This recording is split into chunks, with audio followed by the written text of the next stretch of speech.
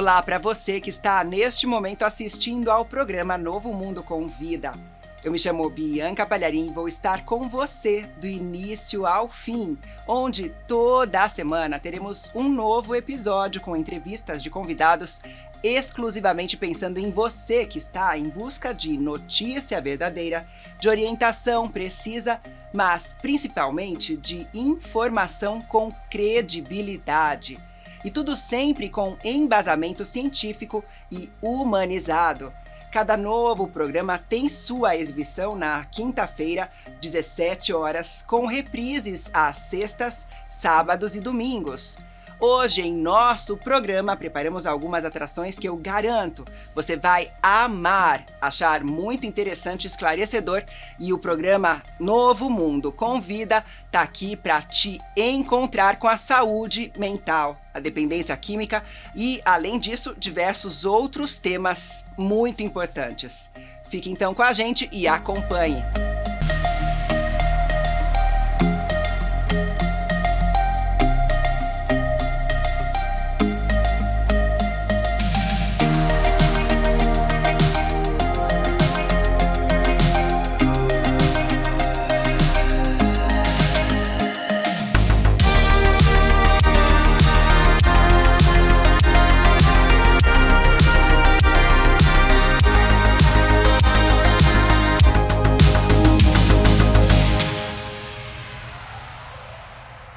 Você está assistindo ao programa Novo Mundo com Vida e hoje vamos tratar de um tema que provoca muita discussão, muita controvérsia. Estou falando aqui sobre as formas existentes de internação voluntária, involuntária e a compulsória. Muito se fala sobre esse tema e são colocações com propriedade, experiência, tanto técnica como científica, o que você vai conhecer aqui, além também de muitas situações vividas.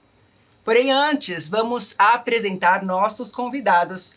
Hoje temos a honra de receber dois especialistas, o Dr. Pablo Roig, psiquiatra e fundador da Clínica Greenwood de São Paulo, e a seu lado, a psicóloga clínica Helena Palorari, especialista no tratamento de familiares e uma das diretoras da Clínica Greenwood. Olá, doutor Pablo. Olá, Helena. Sejam bem-vindos. Muito obrigado pelo convite e agradeço muito a Novo Mundo de ter nos trazido aqui para poder passar uma mensagem. E o prazer de estar com a Helena, que está há 35 anos trabalhando comigo. E não é somente terapeuta familiar, senão que ela tem outras funções na clínica que são importantes. Um braço direito também, né? Sem dúvida. Que demais. Tudo bom? Tudo bem, Bianca. É um prazer estar aqui. Agradeço muito também a Novo Mundo, agradeço a vocês. E é excelente, é uma oportunidade que a gente tem quando a gente pode trazer uma mensagem para vocês, ensinamento, conhecimento deste mundo tão criticado, mas tão importante para a recuperação da vida. E com esse olhar já focado na esperança que eu vou lançar essa primeira pergunta. Mas antes, eu gostaria que nossos convidados comentassem um pouco para quem está nos assistindo sobre qual é a normativa que está na lei, o que é possível a respeito aí da internação de um ente querido que está sofrendo com as drogas. Olha, a legislação brasileira desde 2001, através de uma lei, a 10.216, ela diz que o tratamento de internação de dependências químicas pode ser voluntária, involuntária ou voluntária que se transforma em involuntária. Em 2019, se organizou muito mais especificamente o tratamento das internações involuntárias, dando uma noção muito clara da importância e necessidade que tem de se fazer esse tipo de tratamento. Depois, o CFM, o Conselho Federal de Medicina, fez uma série de normas que organizam como é que tem que ser a instituição que tem a possibilidade de fazer uma internação voluntária. Não é qualquer instituição, né? Tem que ter uma série de características e nós colaboramos com o CFM naquele momento para que existisse uma forma de trabalho, né, que assegure a eficiência de um tratamento involuntário, né? complementando ao que o Dr. Pablo está falando, tem um outro nível mais complexo, que é a compulsória, que aí nós tem todo esse processo que o Dr. Pablo falou, que o Conselho Regional de Medicina propõe junto com o Ministério Público para que a gente possa fazer a internação involuntária. E a compulsória, ela vem já da lei para dentro do trabalho clínico, né? Ela é mais complexa, ela tem algumas... A pessoa que vai entrar no compulsório, ela precisa estar mais comprometida com algumas questões e, às vezes, o próprio tratamento vai percebendo que a pessoa perdeu uma série de condições para poder gerir a própria vida, gerir as suas questões, e aí então nós informamos isso e aí o Ministério Público é que vai decidir a compulsória. E aí a compulsória, ela vai estar muito direcionada, nós podemos dar uma alta clínica, mas o compulsório é que vai dar a alta do paciente, né? Porque aí já se o Dr. Pablo quiser explicar melhor... Sim. Olha, na verdade, a família tem a possibilidade de fazer uma internação involuntária hoje em dia de uma maneira muito simples, simplesmente assinando a autorização da clínica de fazer essa internação e se fazendo uma comunicação ao Ministério Público. Antigamente não era bem assim, e o que complicava muito o tratamento involuntário, porque quando chegava uma família com uma situação bastante complexa e que realmente precisava de um tratamento institucionalizado, tinha que se procurar um advogado que conseguisse uma compulsória ou uma interdição legal para se fazer a internação involuntária. Hoje em dia isso, depois de 2019, se simplificou muito e a família tem essa possibilidade de fazer essa internação. A compulsória tem uma função, porque já não é a família que define, e sim a justiça que define. Então, às vezes, em situações um pouco mais complexas, onde, por exemplo, tem uma briga dentro da família, o pai quer, a mãe não quer, etc., quando um juiz determina que esse paciente tem que estar se tratando, isso é suficiente. Então, se tira essa bagunça que às vezes nos encontramos nas famílias com uma discordância e muitas vezes motivadas por situações que são particulares da família e não do paciente. Então, o paciente que precisa de internação involuntária, nesses casos a compulsória resolve a situação, porque não é a família que define, é um juiz que define. Então, até puxando sobre esse assunto de, em alguns casos, até a família consegue meio que diagnosticar, assim, qual seria até um jeito de o profissional, ou talvez até de a própria família, conversando, perceber, esse caso aqui vai ter que ser compulsória, porque essa pessoa é assim, assado, ou se existe, né, esse passo a passo até com que seja possível orientar o familiar, o caminho a seguir. Olha, o tratamento de internação involuntária, na verdade, é um tratamento que cuida do paciente. Em que circunstâncias cuida do paciente? Em pessoas que têm impossibilidade de manter a abstinência, e o tratamento tem que ser feito num regime de abstinência, porque senão você não tem a possibilidade de que o cérebro se recupere, que o cérebro passe a funcionar de uma maneira mais apropriada em função da neuroplasticidade. Mas para isso o cérebro tem que descansar, vamos chamar assim, né? Então, precisa estar em abstinência sem ter substâncias tóxicas que estejam complicando esse processo de neuroplasticidade para recuperar áreas do cérebro seriamente afetadas. Então, pacientes que não conseguem manter a abstinência, pacientes que representam um risco para eles ou para os outros, né? Pacientes que se recusam terminantemente a fazer o tratamento e todo mundo percebe que eles estão criando uma situação extremamente complexa, eles têm que ser internados para quê? Para ajudá-los e cuidá-los, né? Na clínica nós temos 3 possibilidades, temos tratamentos ambulatoriais, hospital-dia e internação. Então, quando chega um paciente, o que é importantíssimo é fazer um diagnóstico, né? Você falou de diagnóstico, na verdade a família não tem condições de fazer o diagnóstico. E geralmente são pacientes que ficaram décadas convivendo com essa doença, né? E nesse transcurso já se procuram neurologistas, pediatras, João de Deus. Vai para tudo até chegar a um tratamento específico. E tem um outro complemento também, que é às vezes, o familiar até encontra um profissional que tem uma boa direção, uma boa indicação. Mas a dificuldade desse familiar de entender, ele vai colocando algumas impossibilidades. E aí eles vão conversando com pessoas que também não acreditam na internação. E o que vai acontecendo? Entre uma orientação de um especialista e a orientação daqueles que não concordam, ou da dificuldade desse familiar de fazer uma atitude assim, porque não é uma atitude fácil, vai se postergando esse processo.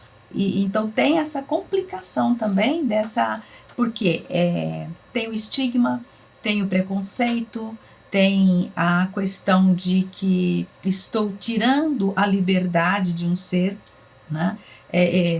As pessoas não conseguem entender que aquela forma como a pessoa está vivendo já perdeu a liberdade.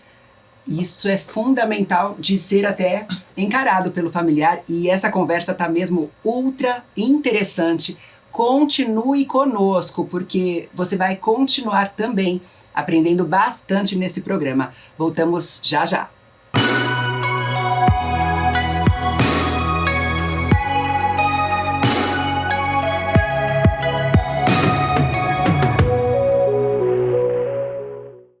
Olha só, hoje o momento foi gravado no stand de 3 grandes parceiros. Da clínica André Grangeiro, do nosso grande amigo psicólogo André Grangeiro, My Journey Health com André Almeida, e também do Como de Trata, Irã Ravache e Fernando Hard. Nossos parceiros, colegas, profissionais, palestrantes, aqui no Centro de Convenções Rebouças, no 27º ABAD.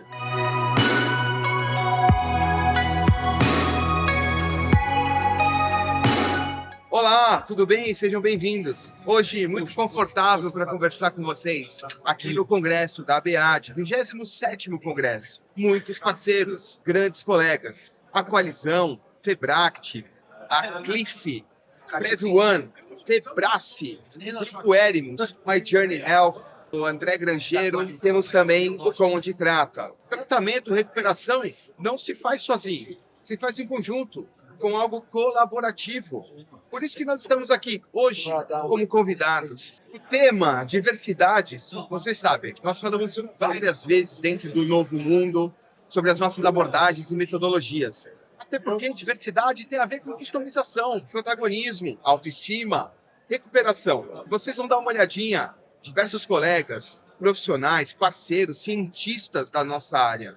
É muito importante fazer parte, dar um abraço, dar um sorriso, trocar experiências. Isso é recuperação. Uma vida rica de sobriedade começa com um bom relacionamento. E é por isso que a Novo Mundo se abre para o mundo. É por isso que o Novo Mundo tem essa filosofia de trabalho, de atrair, não só de concentrar, mas de fazer parte. Parabéns à ABAD, parabéns aos congressistas, palestrantes, participantes, de todos que estruturaram e que conseguem trazer cada dia mais muita coisa bacana, com responsabilidade. É o que nós fazemos no Novo Mundo e não fazemos sozinho. Eu sei que eu tenho grandes amigos, grandes parceiros, e é por isso que o momento dessa vez é para eles, para que haja algo colaborativo, fraternal. Nos vemos em breve. Até lá. Tchau, tchau.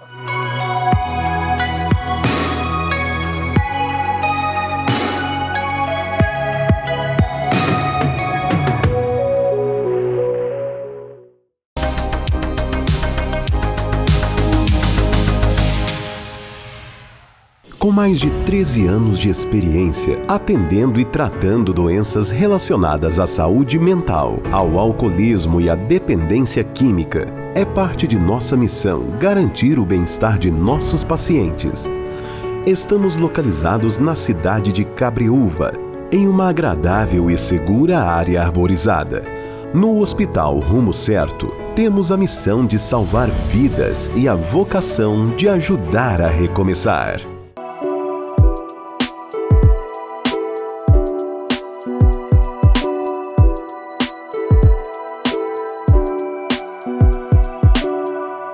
Quando você acessa o site Como Onde Trata, na busca de locais da onde, né, poder internar, da onde poder decidir o melhor tratamento e o local mais adequado, entrando em buscar locais, do lado direito você vai encontrar filtro inteligente.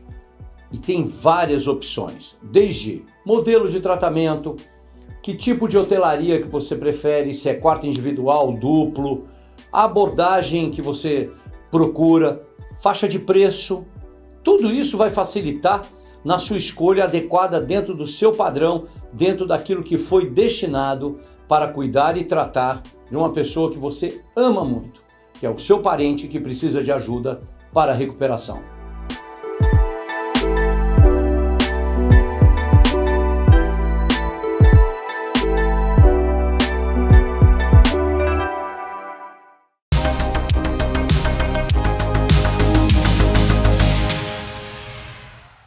Você está assistindo ao programa Novo Mundo Convida e hoje falando sobre os diversos temas relacionados à recuperação. E aqui no intervalo ainda vocês comentavam, né, doutor Pablo, sobre a família que fica doente também. O que é essa doença e o que é o processo da negação, por exemplo? Olha, o processo da negação é comum a quase todas as famílias que passam por essa patologia. Existe um trabalho até do Eduardo Kalina que ele descreve a família e como vai se gerando o dependente químico dentro de uma família, e até ele fala que o dependente químico já começa a se gerar antes do seu nascimento. Então tem algumas, e a Helena pode falar mais do que isso porque ela se especializou na área das famílias, mas o que nós observamos é que são famílias geralmente com algumas características disfuncionais. Então tem que ajudar a família a ter um funcionamento que seja mais equilibrado, um funcionamento que seja mais coerente e que não tenha que ter uma doença dentro dessa família. Então são sistemas que de alguma maneira se modificaram ao ponto de ter que ter, e o dependente químico tem uma função dentro desse sistema, né? Então, por isso que nós sempre olhamos desde o ponto de vista sistêmico a família e fazemos todo um trabalho onde nós ajudamos em 3 instâncias as famílias. Tem terapia familiar, gerenciamento familiar e a multifamiliar, onde reunimos todas as famílias, e é uma conversa muito agradável, né? Se passa muita informação e tudo isso aí. Então, a família faz parte do tratamento, e eu sempre digo que a família é o ponto de apoio para a alavanca do tratamento. Então, tem que ter a família. É muito claro, quando vemos uma família que está complicando o tratamento, sabemos que não vai dar muito certo, né? E outra coisa que é importante é a família entender que tudo que se faz pelo paciente é um ato de amor, de cuidado. Então, deixar uma pessoa num processo de autodestruição para não usar um elemento que é considerado agressivo. Olha, não tem nada mais agressivo que uma pessoa que está se drogando. Isso é agressividade. Sim. Com ele e com os outros. Se matando. Por isso mesmo, então, é um suicídio a longo prazo. Então, quando você interrompe esse processo, né, e entendendo que é uma doença, portanto, não tem que se ter vergonha de uma doença. Ou seja, é a melhor coisa que a pessoa pode fazer para aquele ente querido. Não claro, exato. Então, essa mudança de critério é uma coisa que nós temos que ajudar a família a entender. A família está lá para ajudar, para cuidar. Imagina conviver com isso durante décadas. Então, quando se toma uma providência terapêutica e se ajuda essa pessoa a entrar num processo de recuperação da vida, né, é um ato de carinho, de amor, com sofrimento, mas é um ato de amor. É como uma dor de um parto. Não é, Helena? E essa orientação que vocês costumam, então, dar para os familiares, quando eles chegam e procuram uma palavra, uma direção, é avaliado caso a caso? Como vocês conseguem até aconselhar, direcionar essas pessoas que estão ali desesperadas e, às vezes, até com dificuldade de explicar o que está acontecendo, não é? O que acontece é que a família já chega culpada, principalmente a figura materna, né? Porque a figura paterna, o pai, como é que ele chega? Eu estava trabalhando, eu estava buscando o sustento da casa e ela me escondia tudo. Sim, ela escondia. Por quê? Porque dentro muito dessa comum, relação... Helena, É isso? muito comum, porque dentro da relação, quando o pai sai para trabalhar, e aqui a gente não está falando de uma classe econômica, tanto faz, se a gente vai prestar serviços a uma população da comunidade Mais carente. mais assim. carente, e se você trabalha com uma pessoa extremamente milionária, é a mesma coisa, né? O pai sempre está indo trabalhar e a mãe fica em casa. E a culpa é da mãe. E a mãe tem que lidar com toda aquela situação. A criança faz arte, a criança mente, ela tem que dar não. Aí ela fala, quando seu pai chegar, né? E quando o pai chega, é quando ela já não está... Não é quando o pai chega. Quando o pai chega, nada acontece. Então, essa pessoa ela já vai se acostumando que nada vai acontecer. Quando acontece alguma coisa que a mãe vai falar para o pai, acontecem 2 fenômenos. Primeiro, que o pai fica muito bravo. Então, aquele pai que nunca esteve perto vai ser o carrasco da situação. Segundo, ele tem o álibi de... Mas eu estava trabalhando, estava na responsabilidade dela. Então, quando essas famílias chegam para nós, é com muita culpa e uma simbiose muito grande. Os pacientes, quando chega o Natal, sempre ficam com a urgência de estar com a família. E eu sempre pergunto, como foram os últimos 5 natais? Desastrosos, né? Eu estava esperando acabar a festa para poder comprar droga. Estava esperando... Odiando tudo, né? Tudo odiando, assim. Tudo odiando. Uma situação... Eles estão forçados a estar naquele lugar. Mas quando estão na clínica, não. Aparece a urgência, né? Nós temos que estar no Natal com a família. Então, nós temos que... E outra coisa que é importante, estava falando dessa interação familiar, são os pactos familiares. Né? Para que uma família conviva durante tanto tempo com a doença, tem que se estabelecer uma série de pactos. E uma coisa que eu sempre falo para a equipe, não? Porque a gente fica meio bravo, desanimado por uma atitude de uma família, fala, os pactos familiares são mais fortes que os pactos terapêuticos. Né? Então, às vezes, nós temos famílias que retiram um paciente do tratamento antes do tempo, etc., porque tem um pacto. Então, é um acordo não verbal, mas muitas vezes está selado. Acordos tácitos, velados, mas que aparecem em algum momento e é uma frustração para todo mundo, né? Evidentemente, quando isso aparece e quando tem força para se concretizar. E uma outra questão de trabalhar com a família é que, às vezes, esse problema é geracional. Né? Cada tempo na sua droga, mas ela vem. Então, às vezes, a gente pega pais que tiveram pais alcoolistas. E eles não aprenderam a lidar com isso e viveram com todo o sofrimento do alcoolismo. Ou do pai, ou da mãe, ou dos dois. E, então, para eles verem o que está acontecendo com os filhos, ou com o parente que está lá dentro, eles precisam se ver. E a tendência do tratamento é, eu trouxe para você tratar, não para me tratar. E se nós não conseguimos mexer com a estrutura, e mostrar o problema para a estrutura, o paciente sozinho, ele tem que ter muita força de vontade para querer sair daquilo. O que era preciso, então, ter de informação, ou o que precisaria mudar no nosso país para que tirasse, né, que fosse removido esse estigma, esse preconceito também com a internação involuntária, que tantas e tantas vezes se faz necessária, até para que a pessoa volte a perceber o que é estar limpo, porque nem sabe, nem se lembra o que é estar sem a interferência daquela substância. Olha, tem algumas coisas que são essenciais, né? Em primeiro lugar, tem que se entender essa doença, coisa que é difícil que as pessoas tenham essa compreensão. E digo mais, nem sequer na classe médica tem compreensão do que é essa doença, porque não se ensina na faculdade, não se ensina na residência, se ensina muito pouco. Nem na faculdade de psicologia. Como é que é? Nem na faculdade de psicologia. Nem na faculdade de psicologia. Então, o que acontece? É uma doença com características epidêmicas. Então, nós estamos convivendo com uma doença que mata muita gente, que aniquila as condições das pessoas que acabam sendo dependentes dessa substância.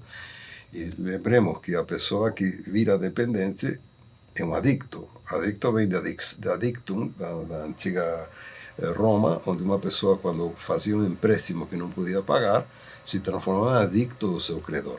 Escravo. Então, é escravo. Como se fosse. Exato. Então, é uma doença que escraviza. E nós estamos convivendo com isso. Parte da cidade de São Paulo é deles, dos dependentes químicos e dos traficantes e da corrupção que existe por trás. E nós estamos convivendo socialmente com isso como se nada estivesse acontecendo. Há 30 anos que a Cracolândia existe aqui em São Paulo. 30 anos. Eu já vi todas as propostas de todos os governos acabar com a Cracolândia. Há 30 anos está lá. Quantos já passaram, né? Então tem que, primeiro, se conscientizar que é uma doença, se tratar e formar gente que possa trabalhar nessa área com conhecimento de causa, se estabelecerem instituições, né, que sejam bem intencionadas e com conhecimento do que estão fazendo e com estrutura. E a partir disso, você começa a tirar o estigma que existe em cima dessa doença, porque é tratada como qualquer outra doença. Olha, doença parecida, sabe o quê? Diabetes, por exemplo. Não? O diabetes é uma pessoa que vai se esconder, vai à padaria, compra um docinho, tal. É a mesma coisa que faz o dependente químico. Sim. E digamos, ninguém se envergonha de ter diabetes, até quando eles fazem isso, até parece gozado, não? Ele foi lá, comprou um docinho, etc. Na dependência química, não. Está carregada de preconceito. Então, todo um trabalho social seria importante, mas não somente o trabalho social, sino também de formação de pessoas. Não tem muita gente que entenda esse tema. É isso mesmo, é verdade. E até porque é uma pessoa que está ali na dependência química que também envolve toda uma família adoecida. E esse papo, ele está mesmo muito maravilhoso. Você aqui acompanhando esse programa, a gente tem aí um rápido intervalo.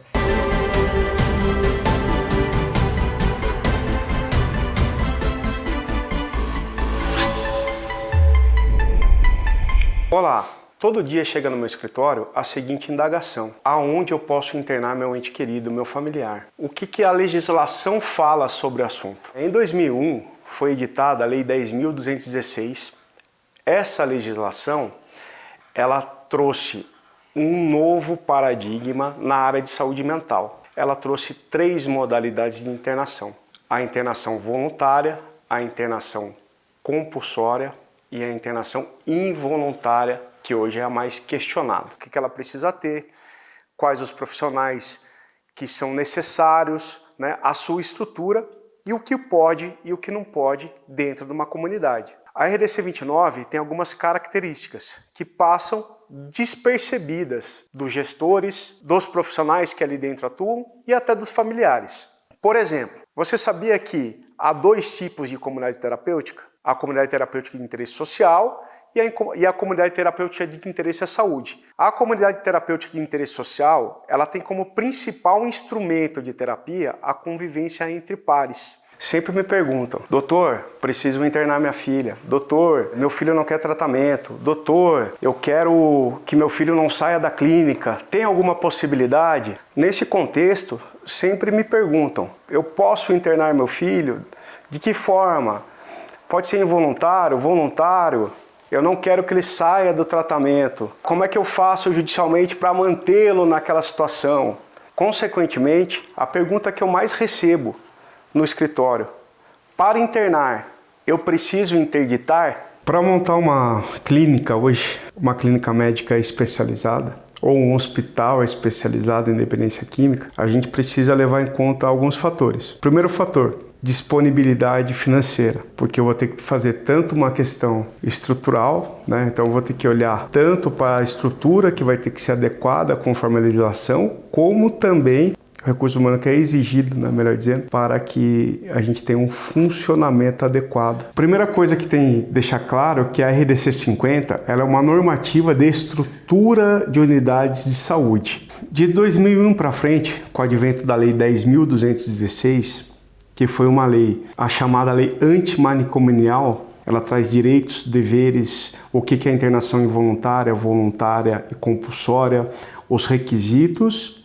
e as balizas para que a gente respeite aquela pessoa com a comorbidade mental.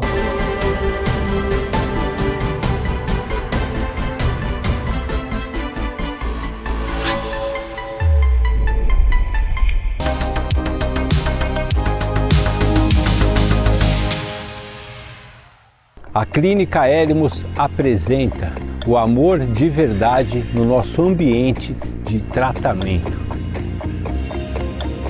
Acreditamos que o amor e a ciência juntos são capazes de transformar o indivíduo e proporcionar uma vida boa de ser vivida.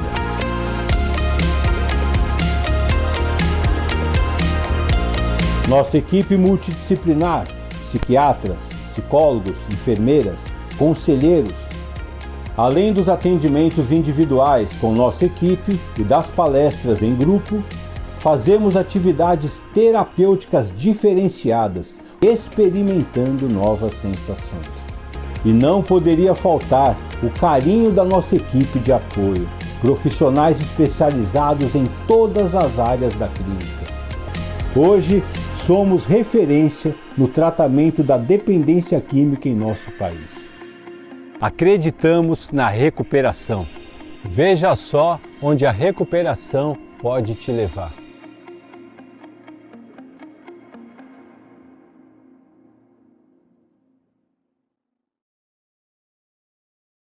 Reabilitar vida, remoções. Serviço e assistência em eventos. Acompanhamento terapêutico. Bom dia a todos, equipe Reabilitar Vidas em mais um procedimento sentido Centro de São Paulo. Serviço de home care. Equipe especializada em remoções 24 horas.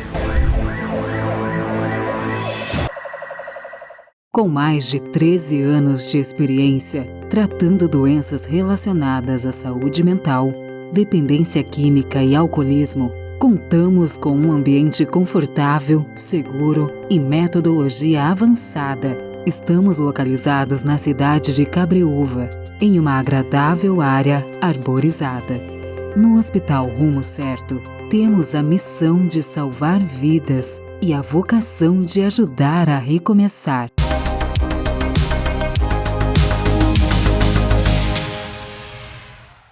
Você está assistindo ao programa Novo Mundo com Vida e hoje estamos falando sobre diversos temas, falando sobre recuperação, falando sobre internação com o Dr. Pablo Roig e também com a psicóloga a Helena Palorari.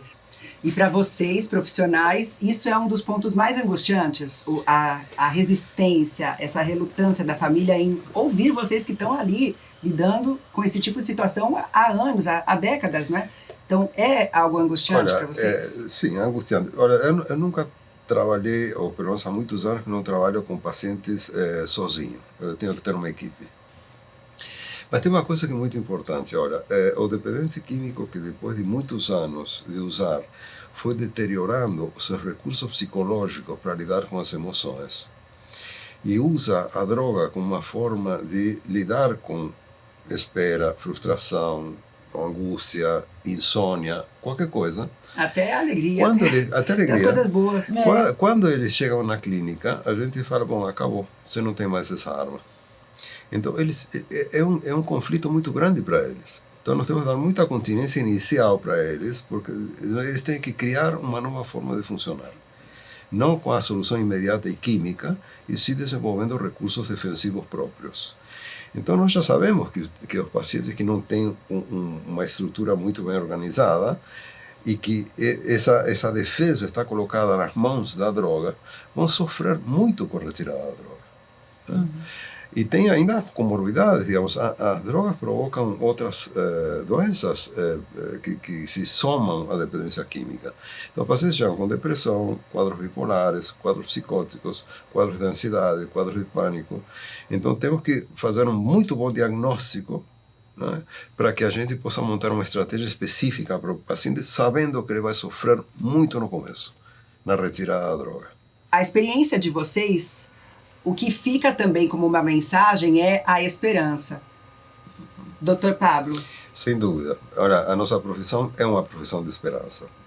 E nós temos que ajudar as famílias também a terem esperança e entenderem que tudo que eles fizerem por essa pessoa que vem num processo de deterioração progressiva é um ato de amor, de cuidado. Eles não conseguem se cuidar e têm que ser cuidados. Então, quando se toma a decisão de fazer um tratamento, por mais que seja sofrido, eles têm que entender que estão fazendo um bem e recuperando uma pessoa. A Helena, outro dia, fez um trabalho sobre o nosso logotipo. O logotipo é uma coisa meio disforme que se transforma num ser humano, né? E é justamente isso que a gente pretende fazer, ajudá-los a entenderem que a vida pode ser melhor. Você fez uma pergunta no bloco anterior sobre como é que a gente se sente diante de ter que explicar para uma família da involuntariedade ou de uma questão mais complexa do paciente, né? E eu vi uma família chegando. Aí eu estava conversando um pouco com o Irã, o Francisco, o Claudio Honor, sobre o quanto tá difícil a gente trazer essa esperança e ficarmos motivados, né, Paulo? Então, mas a hora que a gente pode fazer, por exemplo, como nós fazemos lá no nosso trabalho na multifamiliar, que hoje nós chamamos de Café com Família, quando a gente pode estar diante de um trabalho, assim, proposto igual no Novo Mundo ou em outros lugares onde a gente pode trazer conhecimento, a gente pode trazer informação para que vocês adquiram conhecimento e que vocês possam entender que isso é uma doença, e doença a gente trata, a gente não tem que ter vergonha da doença. Isso volta a esperança, né? Alimenta a nossa empatia, alimenta a nossa esperança para que a gente possa continuar trabalhando. Então, é muito abrangente, né? Para a gente mudar essa população, precisa de ensinamento, precisa de conhecimento. Como é que eu não posso falar de droga dentro da escola? Ou como é que eu não posso levar para um grupo religioso o conhecimento de um trabalho científico que a gente estuda e que a gente não só estuda na teoria, mas a gente vê na prática? São 42 anos meus e 50 do Dr. Pablo. A gente está falando de nós dois. Mas quantas pessoas mais? Denunciou minha idade. Não, de trabalho. Vai que você... De trabalho 50, quantos terei? De repente o senhor é uma pessoa precoce, se formou com 14. 14 anos você já estava formado? Quantos precoces existem? Mas essa mensagem, ela é muito importante. Eu acredito até que participar de um programa assim traz essa força, esse ânimo depois de tantos desafios. Sim. E nem temos palavras para agradecer a presença de vocês aqui, nos honrou e também certamente ajudou muito a nossa audiência, a pessoa que está ali assistindo esse programa e que não sabe nem o que perguntar. Dr. Pablo, Helena, muitíssimo obrigada. Eu que agradeço muito o convite, foi um prazer estar com vocês. Todo nosso. E a você, nosso querido telespectador, espero que você também tenha gostado. E em breve a gente vai estar aqui com mais programas, mais qualidade para você aprofundar-se nesse bate-papo. Então, muitíssimo obrigada, por enquanto, pela sua presença. E chegando aqui ao final desse bate-papo, o programa Novo Mundo Convida agradece a todos que nos acompanham e, em especial, a você, meu querido, minha querida. Até a próxima. Fique com Deus. Tchau. Tchau, tchau.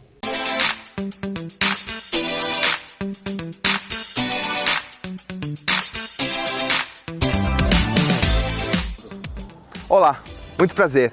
Eu me chamo Francisco Zanetti, sou gestor comercial do Novo Mundo Centro Terapêutico e gostaria de apresentar a vocês a nossa equipe multidisciplinar e a nossa infraestrutura.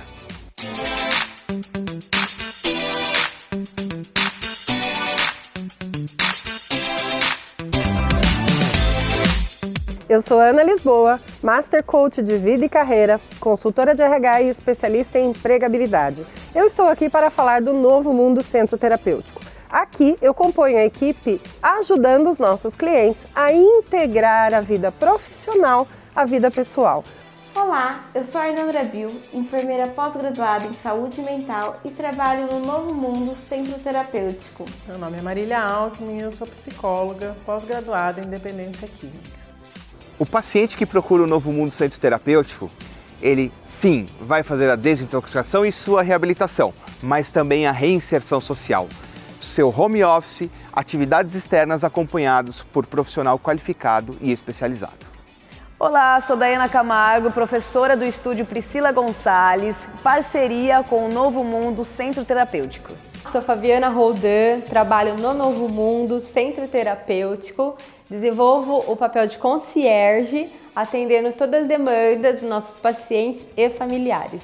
Meu nome é Claudiano Pelisson, sou diretor-geral aqui do Novo Mundo Centro Terapêutico e nós desenvolvemos e aplicamos uma metodologia inovadora e exclusiva.